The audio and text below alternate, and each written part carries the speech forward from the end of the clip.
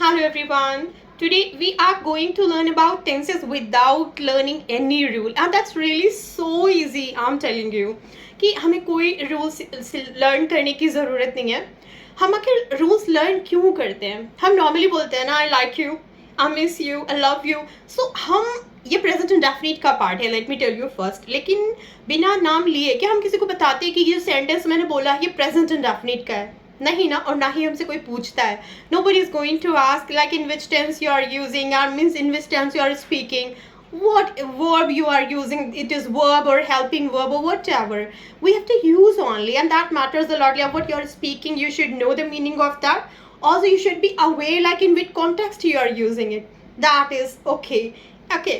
सो हम बिना कोई भी रूल लर्न करे सारी टेंसेस को कंप्लीट करेंगे. तो आज बारी है प्रेजेंट की.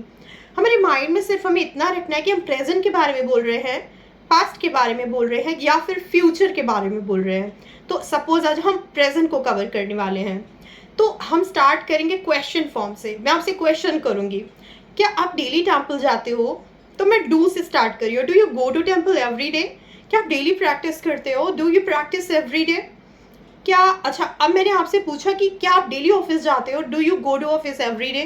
अगर हम एवरीडे को निकाल भी दें, हमें ज़रूरत नहीं है एवरीडे बोलने की. क्या आप प्रैक्टिस करते हो? So do you practice? क्या आप हिंदी बोलते हो? Do you speak Hindi? Okay. क्या आप जिम जाते हो? Do you go to gym? Do से स्टार्ट किया, आपसे पूछ रही हो तो यू लगाना है. Do you. जाने की बात हो रही है तो गो से बोलेंगे, फर्स्ट फॉर्म लगाएंगे, यानी कि मैंने ऑब्जर्व किया और बोलना शुरू कर दिया. अच्छा, आपकी बात छोड़ के अब मैं किसी और की बात पूछ रही हूँ. कोई गर्ल है, ठीक है, मैं उसके बारे में पूछ रही, क्या वो डेली जिम जाती है? Does she go to gym every day?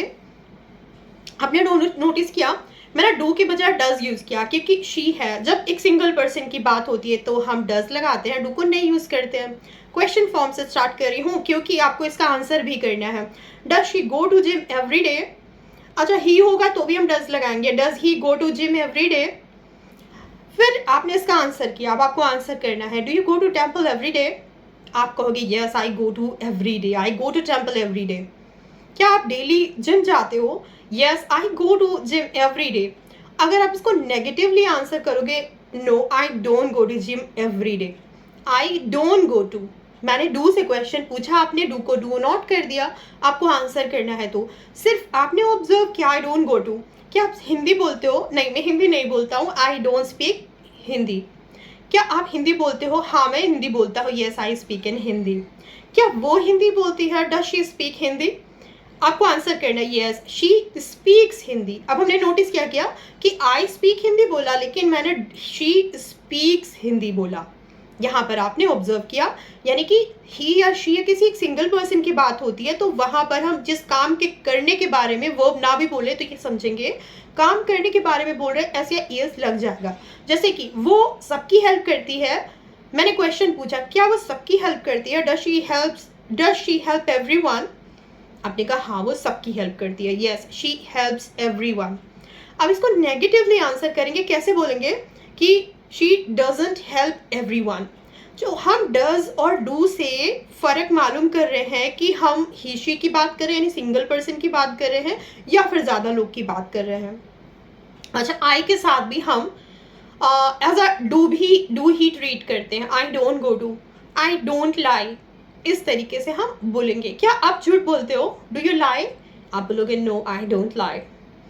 I lie, yes I lie, I don't lie.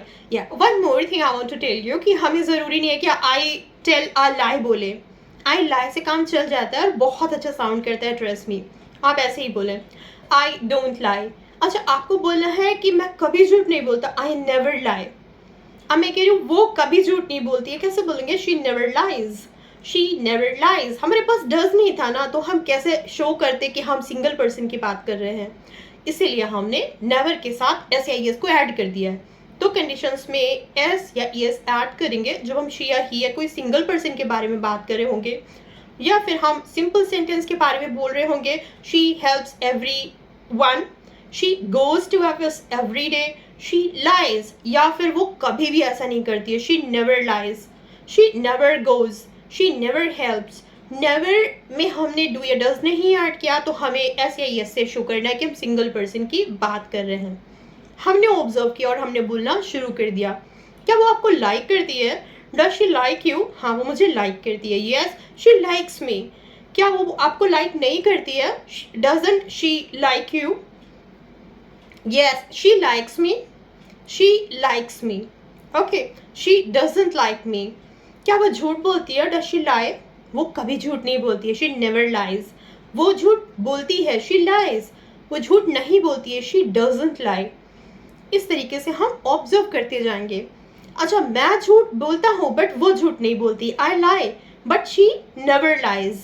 I lie, I help everyone but she doesn't help anyone. इस तरीके से हम सेंटेंस को कंबाइन करके भी अच्छी प्रैक्टिस कर सकते हैं। कोशिश करें बहुत सारे सेंटेंस फॉर्मेट करें और इनके साथ ढेर सारी प्रैक्टिस करें। जैसे कि मैं मंदिर जाती हूँ लेकिन वो नहीं जाता है। I go to temple but he doesn't go. अच्छा, वो झूठ बोलता है लेकिन मैं नहीं बोलती हूँ। ही स्पीक्स लाई या ही लाइज बट आई डोंट लाई। मैं कभी झूठ नहीं बोलती। I never lie. ओके, मैं सबकी मदद करती हूँ लेकिन वो नहीं करता है। आई help everyone but he doesn't. वो सबकी मदद करता है लेकिन मैं किसी की मदद नहीं करती हूँ। He helps everyone but I don't. इस तरीके से आप प्रैक्टिस करें। ओके, सो ये हमारा प्रेजेंट इंडेफिनिट का पार्ट था, लेकिन हमने बिना नाम लिए बस ऐसे ही हमें करना है। अच्छा, एक और कंफर्मेशन फॉर्म होती है जिसमें हम कंफर्म करते हैं। कैसे कंफर्म करते हैं? क्या आप झूठ नहीं बोलते हो? तो मैंने क्वेश्चन भी किया और इसमें नॉट भी था। इसे हम कंफर्मेशन फॉर्म कहते हैं। क्यों कहते हैं? क्योंकि हम सामने वाले से कंफर्म कर रहे हैं कि क्या आप झूठ नहीं बोलते हो।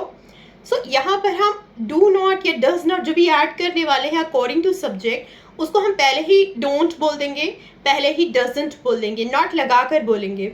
जैसे कि क्या आप झूठ नहीं बोलते हो? Don't you lie. Don't you lie.